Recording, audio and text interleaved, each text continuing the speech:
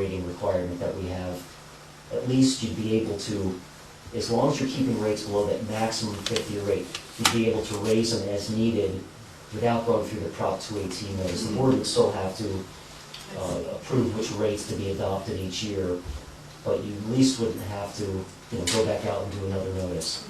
So that's what I typically recommend agencies do, and I don't see agencies getting any more political flack doing it one way or the other. Nobody likes seeing rate increases, but what we see over and over is that the public is generally more accepting when they know there's kind of a long-term plan and it's being done on a more gradual basis. People don't like the big overnight rate increases. Most people don't. And I guess we were looking at doing a 4-year rate increase was the plan. And then again, it would be coming back to you each year to figure out what exact rate you wanted to implement.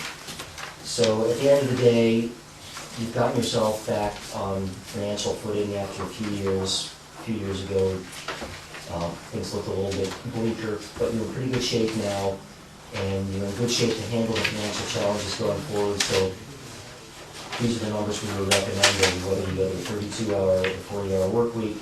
You have both options. I guess Lee would just need to get direction from the board as to what level to put in the Prop 218 notices. Right, the 40-hour issue is in committee with the finance committee. And what my hope was is that sometime between now and the April meeting, you might consider what recommendation you want to make.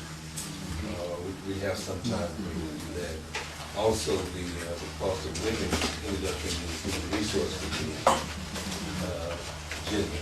And so that item needs to be decided, and a recommendation needs to come before the board. So there's some things that are out there that affects the overall budget that haven't been decided yet. They'll be decided individually, hopefully.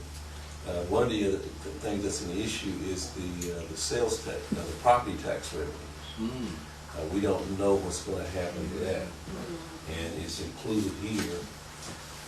And so that would, I think we've been getting almost $200,000 a year, a little over $200,000 a year. And with the, I think there's some room to put in the legislature to take that money for the schools. And they hadn't done it in maybe 5 years now since they've done it last time. It wasn't that long ago, the ERAF set aside, but were you guys impacted by that? Right. You were? Okay. Right.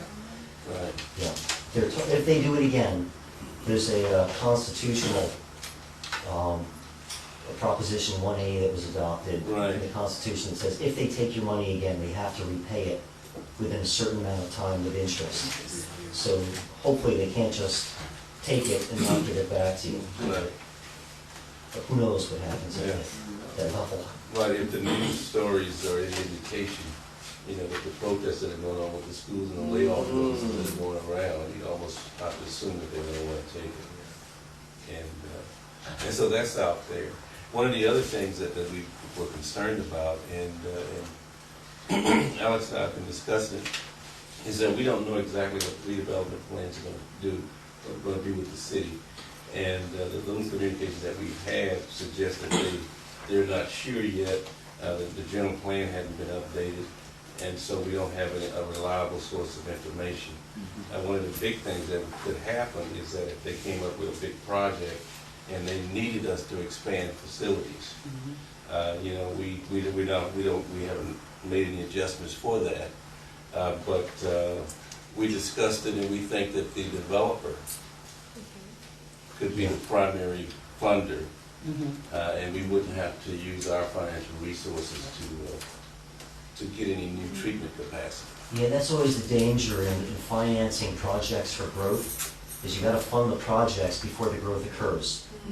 So if the growth developer says, hey, we need you to go buy more capacity at the treatment plant, expand your sewer trunk lines, whatever, if the district was to be the one that funded all of that up front, you're just hoping the growth is going to occur to pay it back. And if the growth doesn't occur as planned, the ratepayers are always on the hook for making sure those debt service payments are made. So if at all possible, if you're dealing with developers and stuff going forward, if you can get it early on in the process to say, hey, you need more capacity in the treatment plant for a big development. This doesn't apply to infill, but for a major development.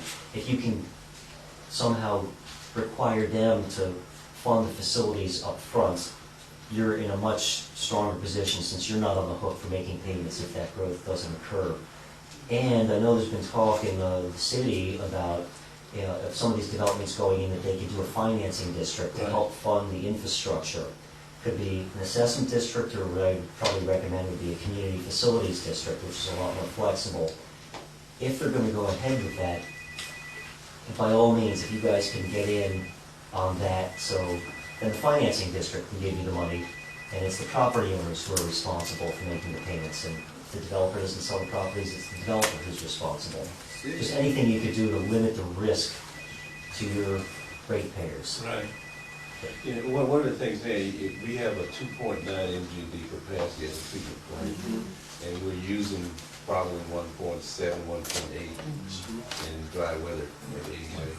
And so the excess is a reserve that the current ratepayers have to pay for. Yes. And so that's one of the reasons why we don't have any more, because it just places a burden on the current ratepayers. And so I think what Alex is saying is the best direction for us to go in, because we want to be fair to the people that are currently paying. And if the city or whoever developing it has to be responsible for taking that extra burden, so we want to pass it on to the ratepayers. You'll cross that bridge when you come to it. It doesn't always work. Most agencies aren't in the position where they can tell the developer to fund the expansion, but we've worked with a number of cities who have been able to get out there early enough and say, hey, you want the excess treatment plant capacity, we're willing to work with you, but you're going to have to come up with the funding, whether cash or doing it in a financing district, so they can spread the costs over time. And there's one other thing that I have here, I don't know if you wanted me to talk about the fund reserve targets Yeah. briefly. The very last page of that presentation is a table showing your current reserve funds and what we were proposing as some fund reserve targets. Obviously, fund reserves are nice to keep in hand as a cushion in case of financial emergencies. You can never prepare for a catastrophic event, but it's nice when you have a policy of maintaining an adequate minimum level of reserves to kind of serve as policy guidance, whether for this board or a future board, to make sure you're keeping the finances on track and not, spending down the reserves below prudent levels. So we came up with some targets. Again, there's no single right or wrong number to put in here. We like the notion of targets because they don't bind